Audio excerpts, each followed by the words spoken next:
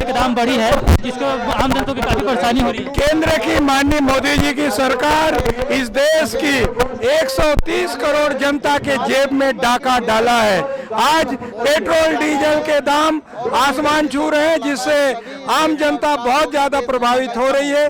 इसी के विरोध में आज हम लोग साइकिल यात्रा, बैलगाड़ी यात्रा के माध्यम से पूर्व मुख्यमंत्री डॉक्टर रमन सिंह को हम साइकिल भेंट करेंगे, ताकि उनको केंद्र सरकार के पास संदेश पहुंचे, केंद्र सरकार के बात तक पहुंचाए। डॉक्टर रमन सिंह हमें निवेदन करेंगे, घर तक साइकिल यात्रा के माध्यम से जाकर साइकिल भेंट करेंगे। मैं हूं Kumal Singh Munjare, today news 9 camera में राजू के साथ।